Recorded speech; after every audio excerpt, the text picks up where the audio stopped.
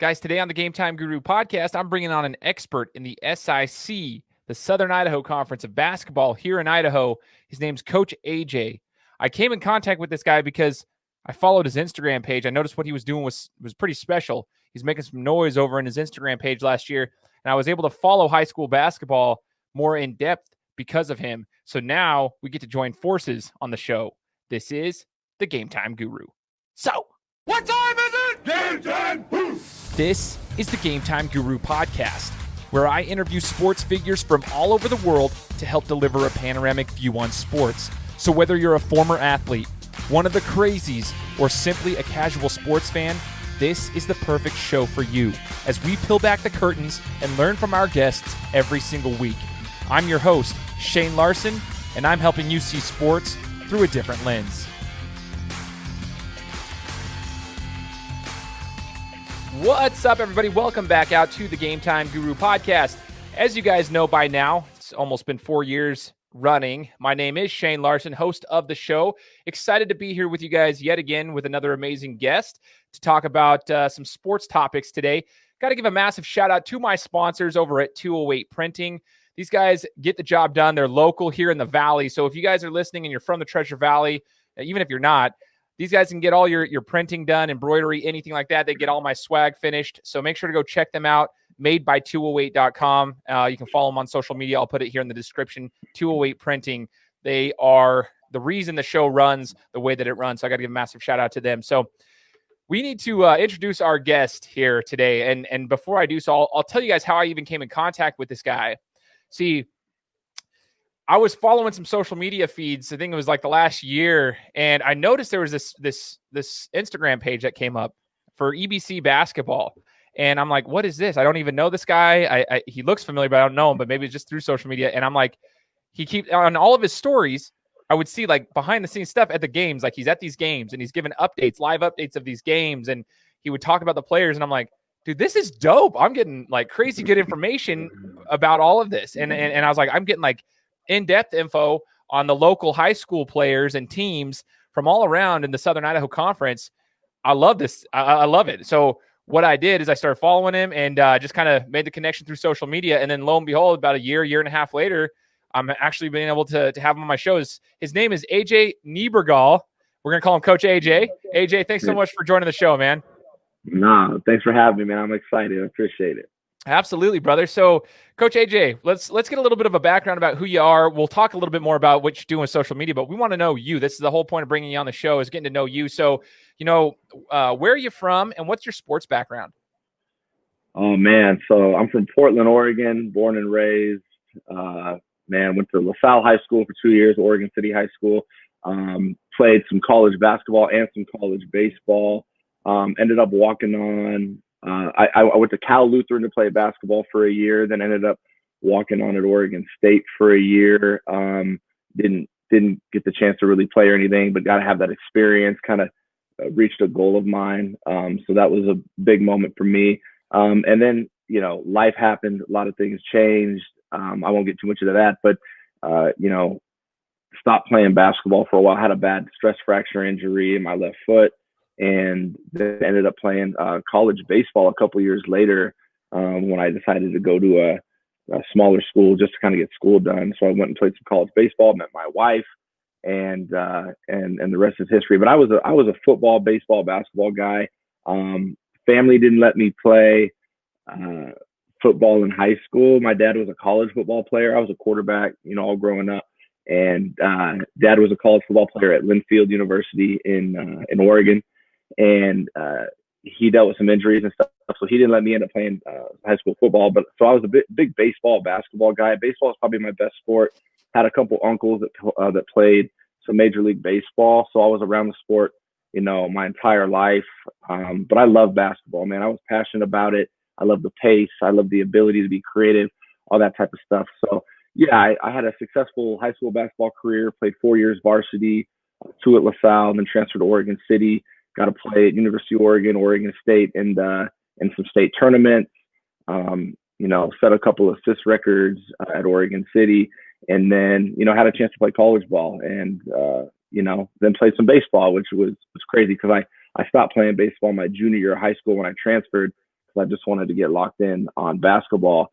But basketball ended up kind of being taken away middle of college. So I ended up getting a chance to play baseball again, and it led me to my wife. So I'm happy about it. Dude, that's actually a really cool story. And you know, I was listening to the interview you did with the boys over at Meridian High. They got their own show. Shout out to them. Those guys are awesome. They've put something together. It's something I wish I would have done when I was in high school if we had the ability to do so. I most certainly would have. I think what they're doing is fantastic and it's rad. But I did hear some of the stuff you were saying about the style of basketball player that you were. But I want to, before we get to that, what you just said kind of like sparked something in my mind.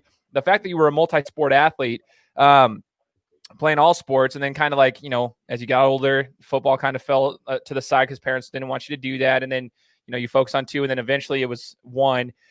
We've had this discussion on my show before, AJ, in regards to multi-sport athletes and when people feel like they should probably focus in on one. What are your thoughts there in today's society where club basketball, which we'll get into as well here, is so like club sports are huge for the development of players. And so do you see the importance of multi-sport athletes now the same as it was back then, even 10, 15 years ago? Or what are your thoughts on that overall? Yeah, man, this is a conversation I've had with multiple people. You know, I think it's important that kids play the sports they want to play. And if that means multiple sports, I say do it. You know, it's such a rarity to be a professional athlete. Enjoy yourself, go play, go do it. But, you know, a lot of kids play because their parents want them to play, or because their dad played and he was a football player, so I got to play football. I think it's important if you want to try multiple sports, you should definitely do it. It can be beneficial. You know, if you love football but you enjoy basketball, I play as long as you can, right? Some kids I understand want to, you know, focus in like I ended up doing. The desire for me for baseball just kind of just left, and all I wanted to do was hoop. And so, you know, I coach a lot of kids that are like, hey coach, you know, I can't make it to practice because it's, you know, it's football season. Like we started club ball recently, and I got football kids and soccer kids, and they're like, hey, I got to do this. I said, hey, you prioritize that during the season. I'm all about multi-sport athletes. I'm good with that. Do I think it's important? Yeah, I think there's enough benefits to it. I mean, and I think every athlete's different. I think it depends on how you go about it, how you view it, Totally. how you take advantage of it. But yeah, I recommend it. I recommend kids playing multiple sports, enjoying themselves, because when it really comes down to it for me, and as we talk, you'll get to know me a little more. It's really about relationships, man. It's about getting to know people. It's about, that's what I feel life is about. It's about relationships. It's about people. It's about experiences. So playing multiple sports, you're just going to build more relationships. You're going to have more, you know, great experiences, hopefully. And so I push multiple sports, absolutely. But if a kid has a passion, he's like, hey, this is my goal. I want to be, you know, a college basketball player. I want to put everything into it. Then that's kind of a different conversation. Yeah. And, you know, if kids are like, hey, I love basketball, I love baseball, I want to play in both. Well, do you want to play in college? Well, I don't know. Then yeah, play both. But if, you know, I've got some kids. There's a kid that comes to mind. His name's Russell Gibson. He's over at Wasatch now, but he came to me a couple of years ago, and he's like, I don't want to do anything except play basketball. I don't want to play this. I don't want to do tennis. I was like, hey, that's a conversation that we'll sit down and talk to your parents. You get locked in. This is what it's going to take. This is what it looks like. Can you commit to that? Because I don't think a lot of these kids really understand, hey, I want to play Division I basketball. I want to play Division II, Division III basketball. What comes with that? It's a full-time job. It's a commitment. You know what I mean? And, you know, with video games and, you know, social media and everything like that, all these distractions, it's really tough to get locked in and commit yourself. And so that's why it's so great to see, you know, some of the trainers out here, you know, Leon Williams, you know, Keyshawn Liggins, the guys over at T3, guys at HSB and whatnot. They're fully committed to these kids who want to be committed. And that, I think, is starting to, you know, slowly make an impact out here, because a lot of kids are seeing, you know, their peers getting posted online, working out at 5 a.m. And they're like, oh man, I got to get on it then. Yeah. And so I think it's slowly starting to take the effect that I hope it's going to take. And it's that these kids push each other, and then, the talent will become better and whatnot. And I think we're on our way slowly but surely. But yes, to answer your question, I apologize for rambling, Okay. but yeah, I think it's important if you want to do it, but I also totally respect and understand and can identify with when you want to just fully commit to one if you For have a sure. goal. So it's relative to the situation and to the kid, the actual athlete, and what their ultimate goals are. I think I totally agree with you in that regard. There are some regrets I have from not like continuing on with football. I was in a similar situation. I played football, basketball, and boxing. I was a boxer. Obviously, boxing wasn't a school sport. I fought for Golden Gloves, but the thing is like as I got into high school, I made the decision not to play football anymore, and I kind of regretted that a little bit. I focused only on basketball. I was always better at football than I was at basketball. There's a lot of conversations around that, but my passion was in basketball and boxing, and that's what I loved. And so I kind of stuck with those. I wish I would have continued to play, but again, I had to think it to myself, like, what would be my next goal? Like, I'm grateful for what I did, but I saw a lot of kids that, they wanted to play at the next level. So they focused only on football and they made it to the next level. So it really just depends on the school on the athlete themselves. Now, AJ, you talked about yourself as an athlete. You had a lot of experience. I mean, obviously at the collegiate level, playing 4 years varsity, going to the collegiate level and being able to play. But what kind of basketball player were you? You said you're talking about assist records. Who did you mimic your game after? Did you have somebody that you wanted to who did you look up to? Was it, who was it? Talk to me. White chocolate, bro. Yeah. White chocolate. Yeah. Jay Will in the house, man. Yeah. Jay Will. I like the flair and the flash and the creativity and going out there and just making people, ooh and ah and just having fun with the game, and that's why I love basketball. And we preach to our players, hey, take risks, be creative, find different ways to make plays. And man, when he came on the scene, he was something. And so, I was always number 55, and so he was the guy I loved watching. But yeah, I was a pass first, point guard. I had that sixth sense. Had the ability to kind of see things happen before they happened. I knew what was developing before everybody else was. I knew where guys were going to be before they knew they were going to be there. And so I was able to set guys up. As a freshman, I was the sixth man on my varsity team. We were ranked top 3 in the state. And I ended up setting the state. So at that time, it only went up to 4A, and I was playing 3A. And I set the state tournament assist record in 4 games. I had 30 assists, and then the following year, Luke Jackson, who ended up playing at University of Oregon, went and played for the Cleveland Cavaliers and whatnot. He ended up beating that record, and now it's much more than 30.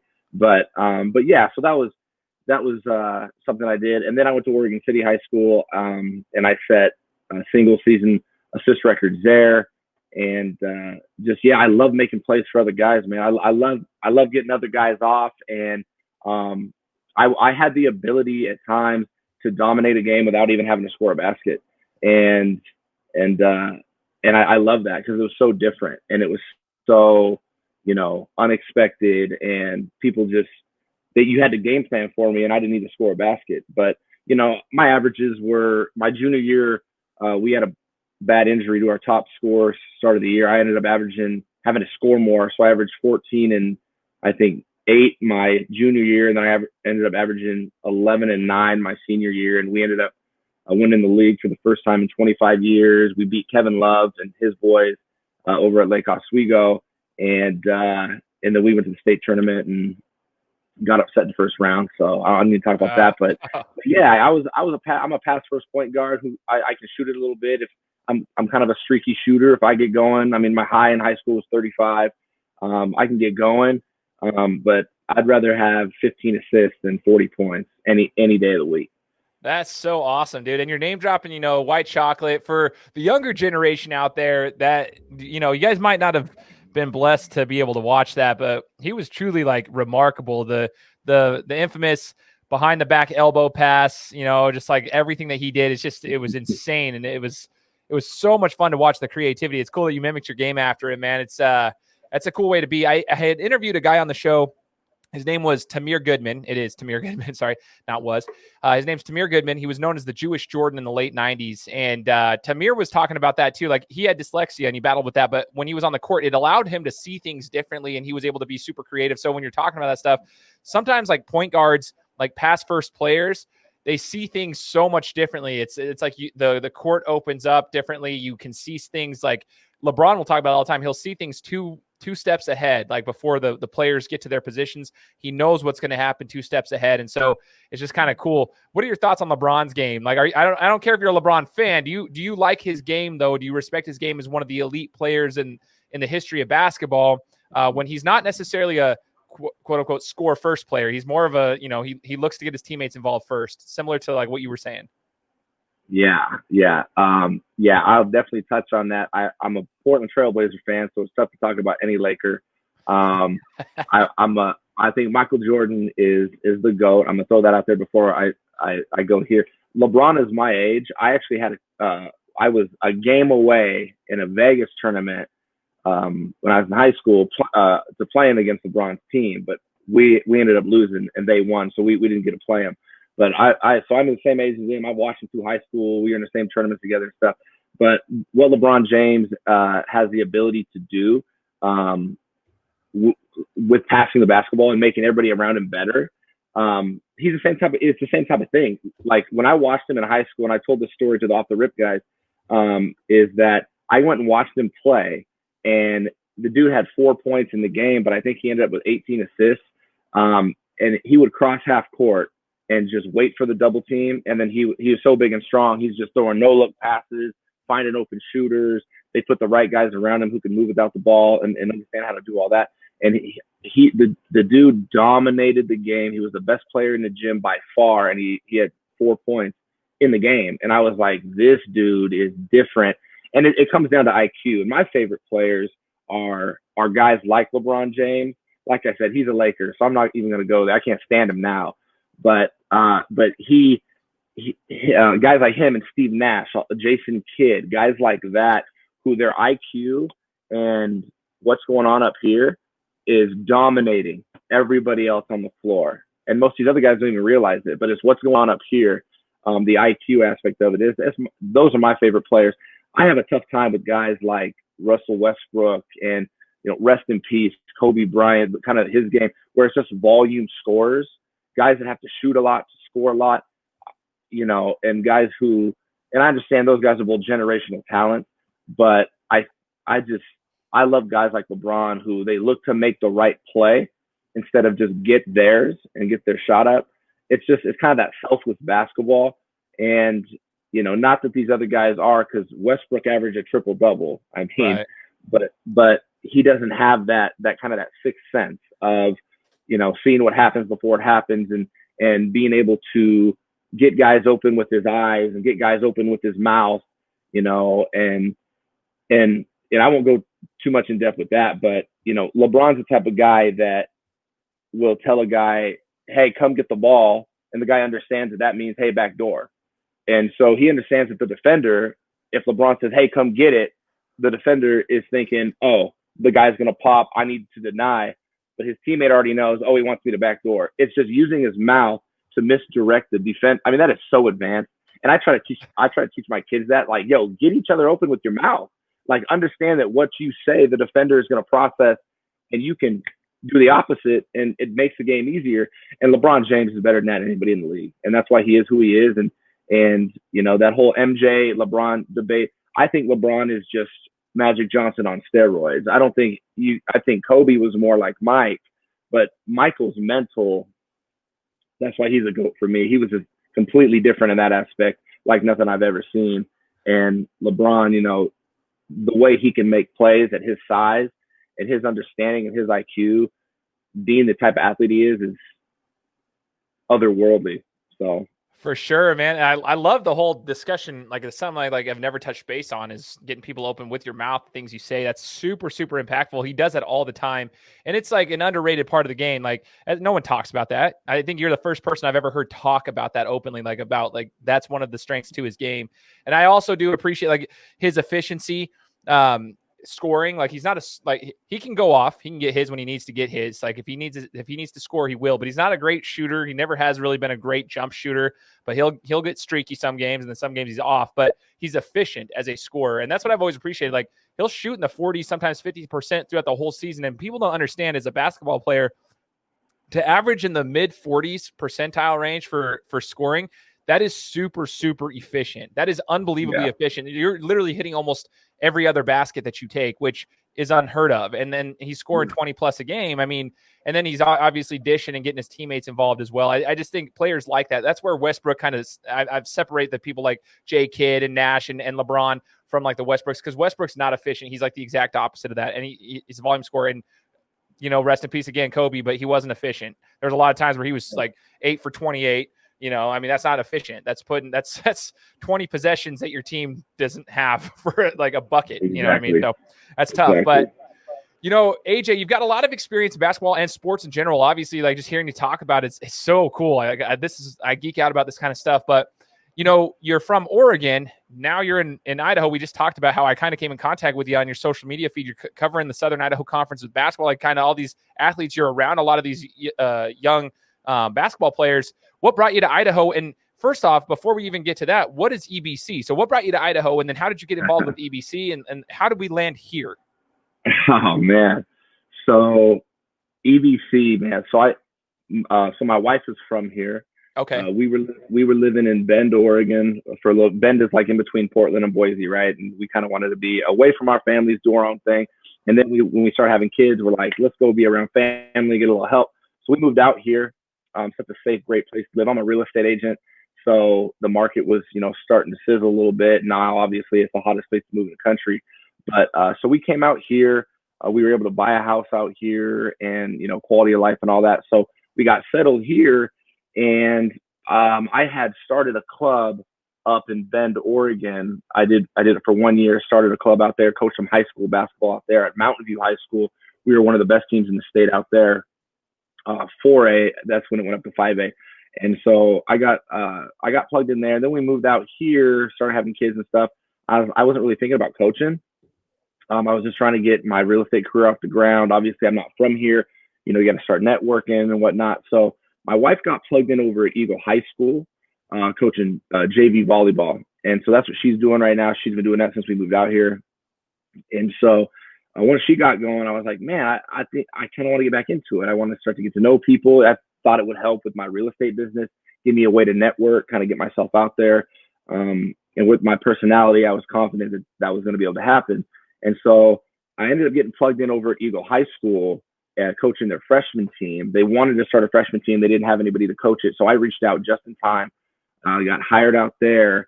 And after my first year, they brought me up to varsity. And actually, when I was coaching the freshman team, they asked me, hey, we want to start to implement Eagle Basketball Club. Madison does it back east, where they have a Madison club team that essentially are all kids going to Madison, and it helps the chemistry and all that type of stuff. And so Eagle wanted to do that. And the former coach wanted to do that. And he asked me, hey, we need somebody to be the face of it. We need somebody to run it. You said you have experience. You just came from Bend. You did it there. Will you start this for Eagle? I said, let's do it. Absolutely. I'm excited about it. I got family members who are moved out here who are coaches as well. I want to get them plugged in. Let's do this. So we started to build it. First year we had 3 teams, and then we went to 9 teams. With 3 teams for the first 2 years, and then we got all the way up to 9 teams. And then the previous coach ended up dealing with his situation. He was no longer there. And when the new coach came in, huge difference in philosophy. I'm more new school. I'm the type of coach that's like, hey, if you're open and you don't shoot a 3, I'm taking you out the game because you don't have the confidence. You got to find the confidence. Shoot an open shot. That's what I preach. We try to instill self-belief in these kids. And mainly because when you get to the real world, as I'm sure you know, if you don't have any self-belief or confidence in yourself, good luck, man. Good luck. Good luck being successful. Like, you've got to believe in yourself. I think that's number one. And so anyway, I'm kind of more new school, and the new coach that came in, actually, he ended up showing up last year, 3 years after I had been running everything, and the club was starting to be real successful. You know, the current junior class there is absolutely loaded. That's the group we started with. We're really excited about them. The new coach came in, and he was more old school military style. He used to be at Meridian, actually, and we had coached together and just didn't really see eye to eye on our style. And I was more relationship based, and he's more like, hey, and especially with everything that had happened there, we got to be careful with the relationship aspect of it. And I said, hey, man, it's just not me. And so he wanted me to no longer be a part of that club. And I was like, well, you know, I've built the club. This is my thing. Cody Pickett. The plan was to have Cody Pickett come in the next year, which is this year. Me and Cody were in contact. I started talking to him. Hey, I know you're going to be here next year. I'll start implementing your stuff and whatever. But a lot happened behind the scenes over there at Eagle. Not going to get too much into it. I'm not a political guy. I don't play the politics.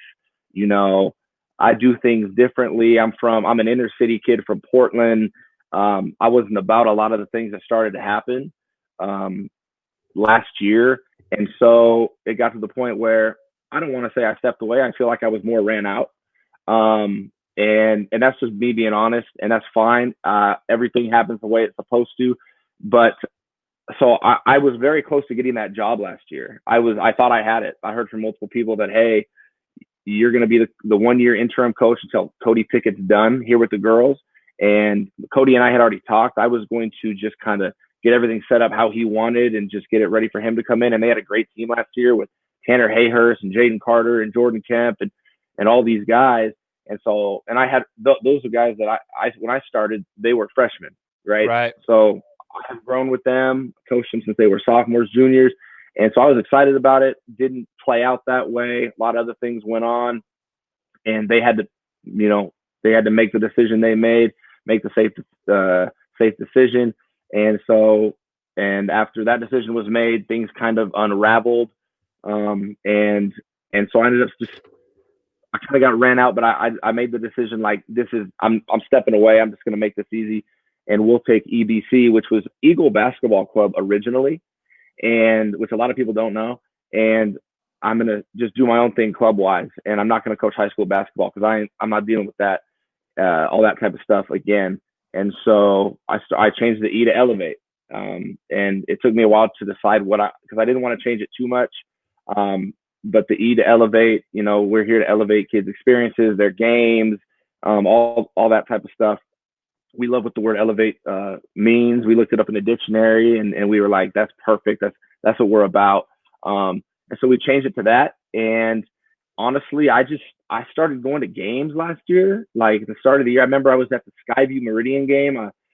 My brother-in-law's little brother played for Skyview. My cousin Chad Delaney is one of the varsity assistants at Meridian. And so I went and caught that game and just pulled my phone out. I'm like, I'm going to get some highlights for these guys because I know some of the players. My brother-in-law's little brother's playing. I'll shoot him some highlights.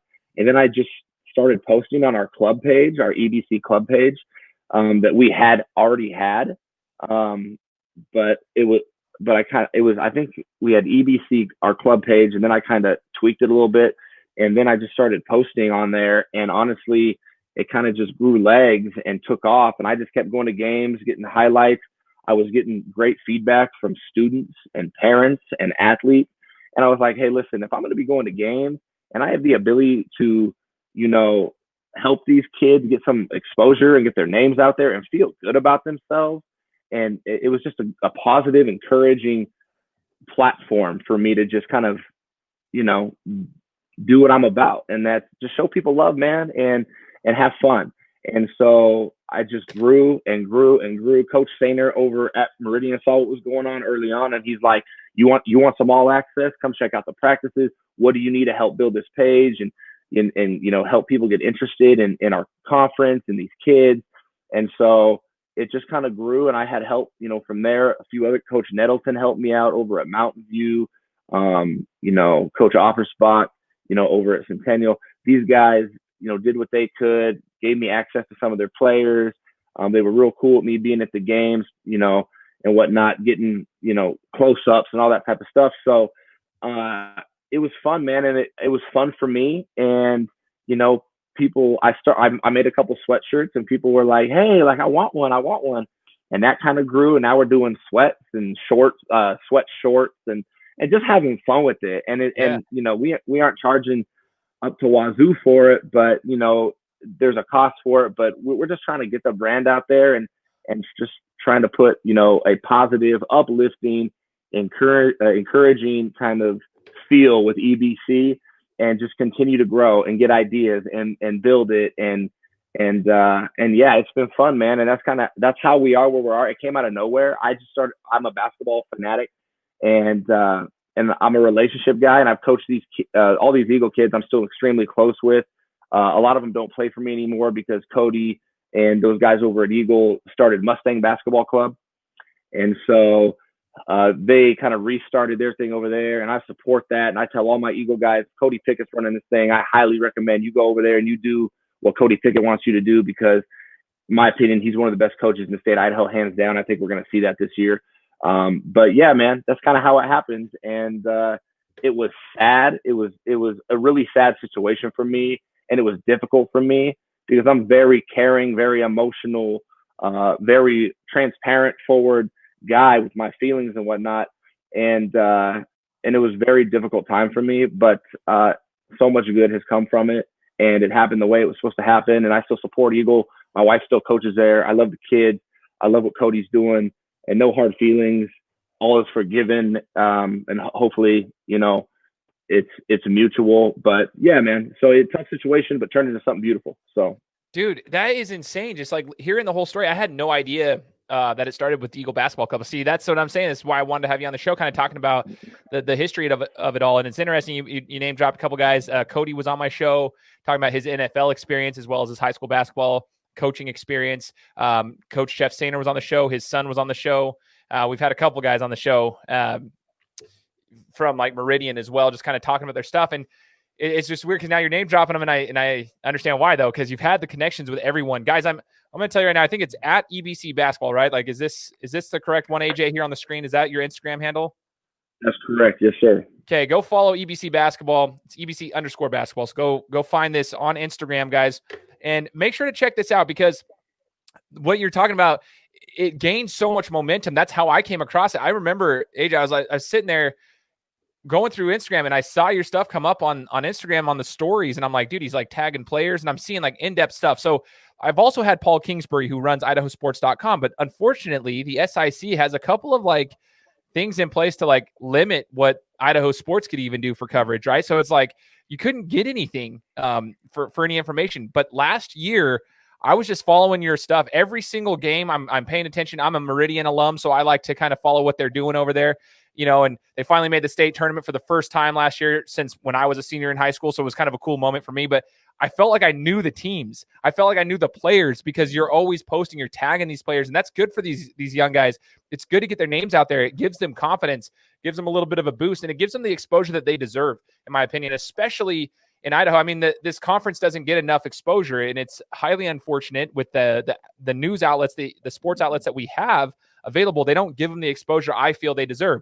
You have done that, and you have the relationship aspect to it as well. Like it's gained a ton of momentum in the last year. And here's the thing though, like what I love about what you're doing is like you've become kind of like the main stop for a lot of us fans of. It's not just, I don't have a kid in school right now. I'm only 32. I got a 4-year-old and a newborn, but I enjoy following high school basketball and high school athletics, period. But I'm getting my news information from you first, which is crazy. Like I go to you for my news.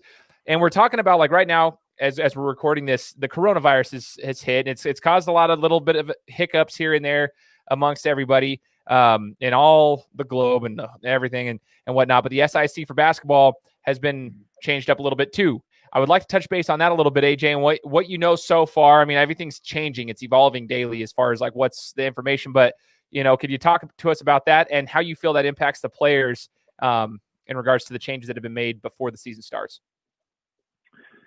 Yeah, man. I mean, it's it's been a really tough situation. Man, I've had so many parents and players and fans DMing me, asking me, "Hey, what's going to go on? Is this going to happen? Is this going to happen?"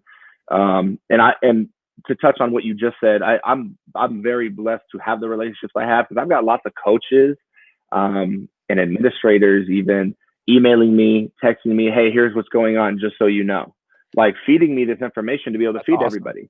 Yeah, which has also been good, because a lot of times I get information and I'll spit it out on here, and then someone may have to reach out and be like, "Hey, this is actually what's happening, so we don't want a negative vibe towards us, because whatever." So it's really cool kind of what's developed there. But from a coronavirus standpoint, yeah, man, I mean, essentially the SIC this year, the 5A SIC, these guys get 15 games, which is a little over half a season. And as I said on my last video on my page, that's about when teams start to figure out who they are and hit their stride and mature a little bit. And we're talking like after 15 games, now if you lose, you go home. That's, for me, that's difficult. I believe, I gotta be careful with this, but I believe it's very political. The teams up north and the teams back east, I found out yesterday that they're starting on time. And I'm just like, wait a minute, what? And so I found out at the meeting they had, the IHSAA last week, all the people in charge or whatever, they decided, hey, each conference is their own, decide what you want to do. And for me, man, that can just cause too many more problems. And I think that's what it's going to end up doing. But those teams are starting on time. SIC starting 2 weeks later. And then, I mean, if you look at tryouts November 30th and December 1st, I think that's Friday, Saturday. And then December 2nd is a Sunday. And then you've got December 3rd through December 10th is how long you're going to have to practice, 5-6 practices. And then you're going to start playing games. And you got all these kids coming over from football, having to get in basketball shape. That's how kids get hurt. But I'm not going to get too much into that. But the coronavirus is, I think it's very political. I think the politics in Boise are much different than they are all over the rest of the state. And we've seen that if you watch the election, like I said, you can see where, the different politics are. And, from what I heard, the CDH needed to be appeased. And if they didn't get something, they were going to shut it down. And so, shout out to guys like Jason War, who's the West Data District AD, and guys like that who did what they had to do to get the kids some games. And they're the ones that are probably taking the biggest lashing. And I was coming at them a little bit at first, like, hey, what are we doing? But I got my information straightened out, and they're the ones that essentially saved us to just be able to even have somewhat of a season. But then you look at the East and the North, and you're like, but they're doing a full season. And then I found out, I told you, as we were talking before we started the show, I just found out minutes before I got on here with you, 3-4 minutes before I got on via text, that the 4A SIC is actually able to have a preseason and a full season, a full schedule. When originally, what I was hearing from all the ADs and all the people in charge were, no, 5A and 4A SIC are only playing conference games, they're only playing 15 games, and then we go district and state tournament. Well, I haven't posted on my page yet. I'm going to do that right after I'm done with you, and let everybody know that the 4A is able to do something different than the 5A. There's going to be problems. There will be problems. I mean, I was talking to multiple coaches in the 5A, and they're like, no, the 4A, they're doing the same thing we're doing. There's no way that they're going to be able to do that, and we can't, and we're all in the same place. Yeah. But that's what's about to happen. And so the coronavirus, for me, obviously, I'm not going to get into how I necessarily feel about it, but I'll say this. At this point, I feel like it should be a matter of choice. I think we all understand the risks.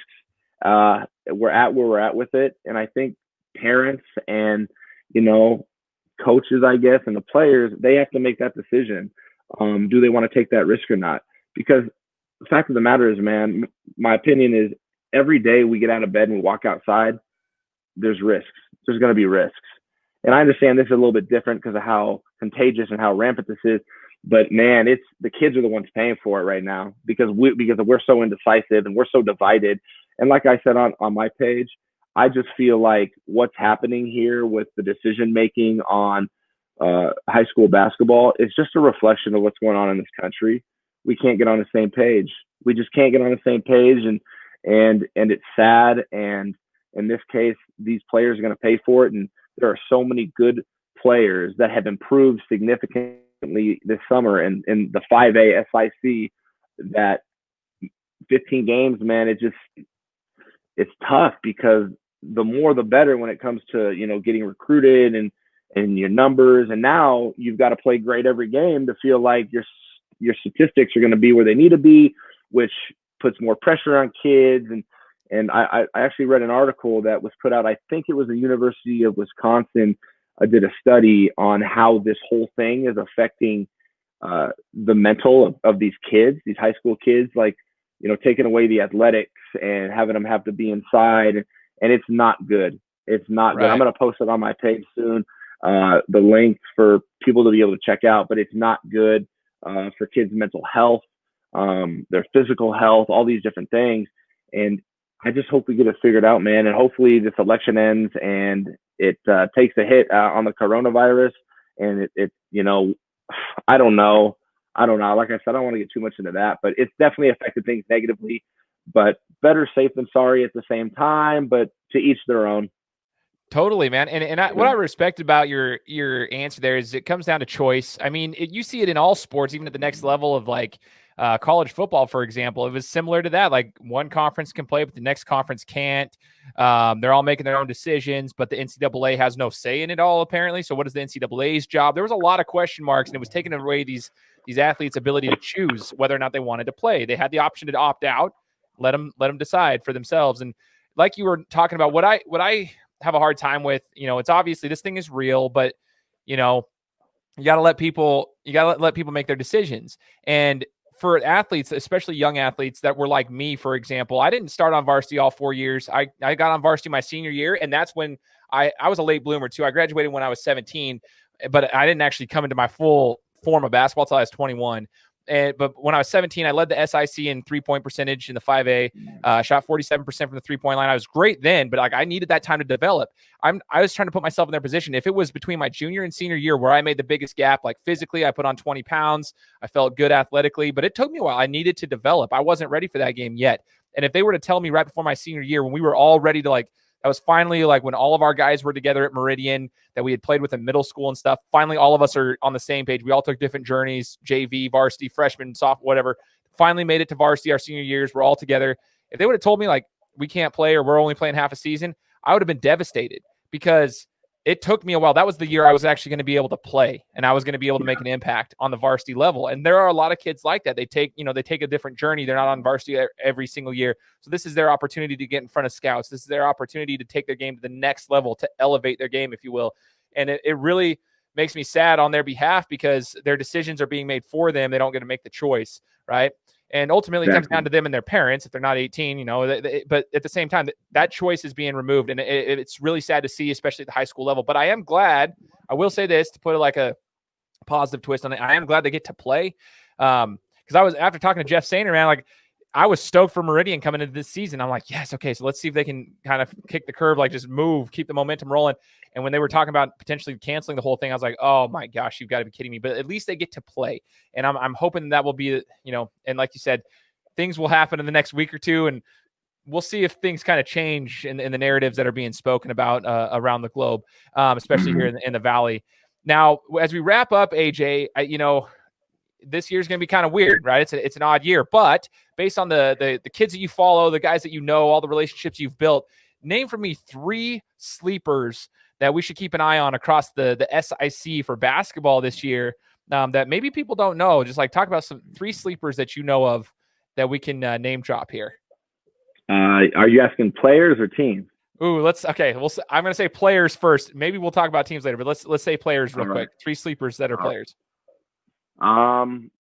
So I don't know how much of a sleeper he is, but Sean Austin, who for CUNA, their point guard.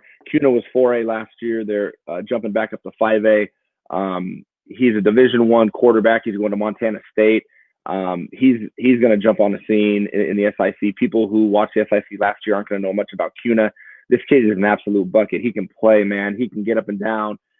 He can facilitate. He can pop off for 30, or he can drop 10 dimes.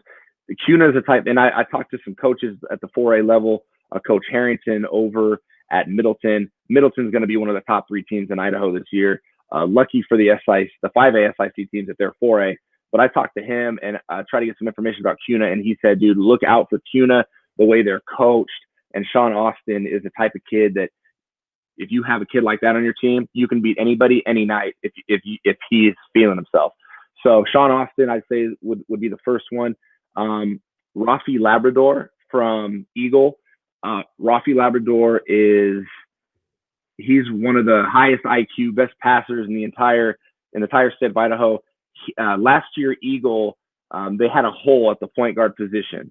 They had a bunch of athletes, a couple all-state track kids, not pure basketball players. This kid sat on the bench the entire year, and he 2 games, I remember, he got 14 minutes one game and 15 another game, and in both those games he had 9 assists in both games.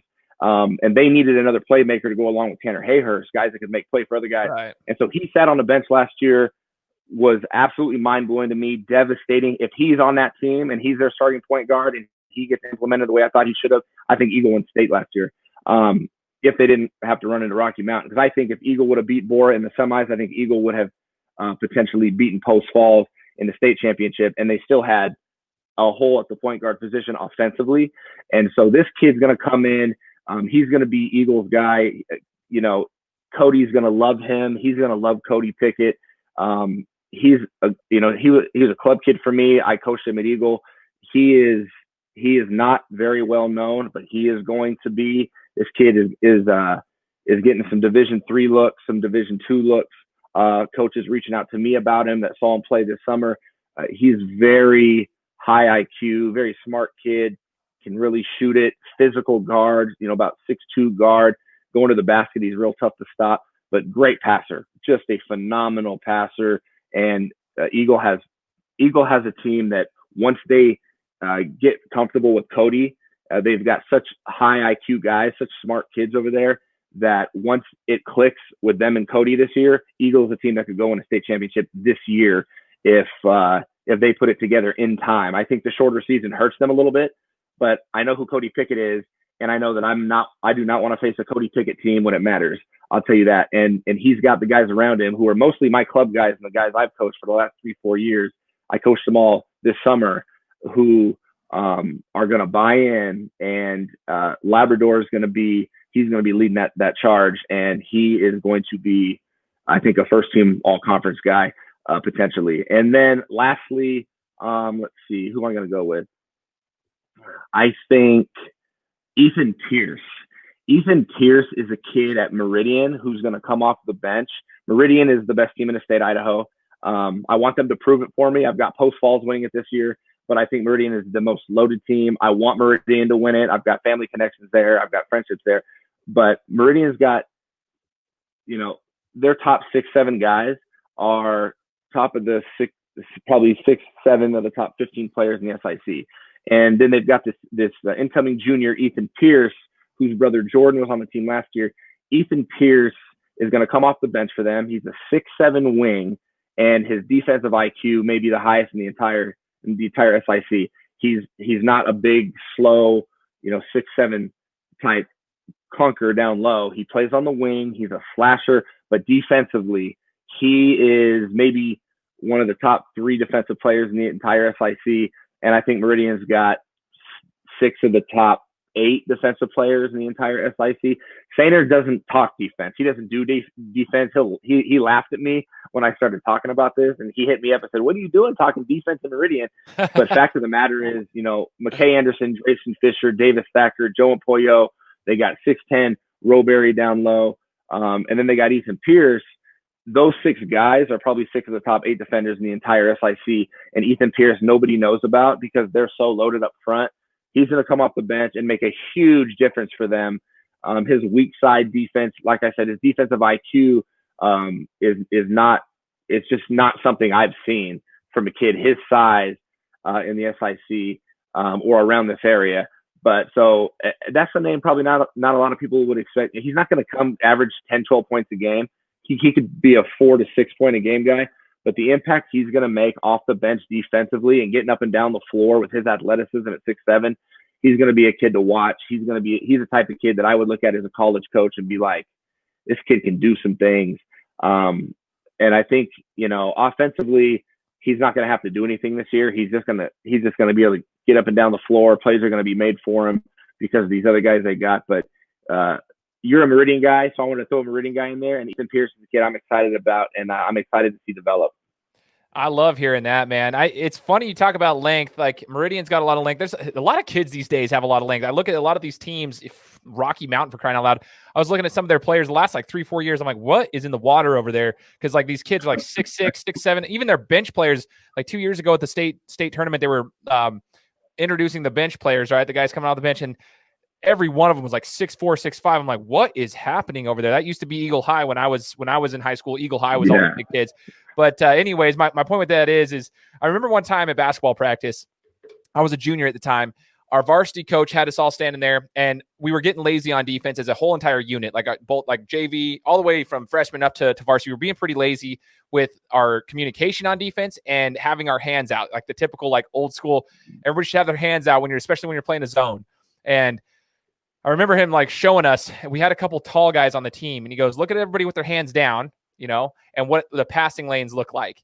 And then he said, we were in a 2-3 zone, and we had us all stand back, and he goes, "Everybody put your arms out. Just simply put your arms out and look at the difference between the passing lanes." Well, when you have a 6'7" guy and maybe a 6'5" guy and their wingspans, now over at Meridian, you're looking at a 6'10" and a 6'7". Anybody they're putting their arms out, the passing lanes immediately go down. And it's super, super. You realize it, then you're like, oh, and all it is putting your arms out. Simple concept on defense, right? Not being lazy, not being tired. Just put your hands up. Dude, exactly. See, athletes know what I'm talking about, though, because sometimes you just need a breath for a second. For some reason, you're just hold on. Okay, we're good.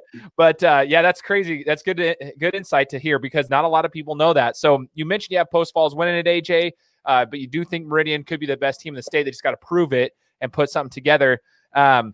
Outside of them, tell me the next team up is at the 5A level in the SIC. You got Meridian, Post Falls, but what's the next team up that you think could actually make an impact and try to make a run at the state championship? So in the SIC, I'm going to say Lake City up north. They start 4 sophomores, and their senior's going to end up being a Division III or an NAIA Division I guy. So Lake City is young but loaded. They made it to the tournament last year. They're going to be super fun to watch. They're coming down here to play in the Middleton tournament along with Post Falls.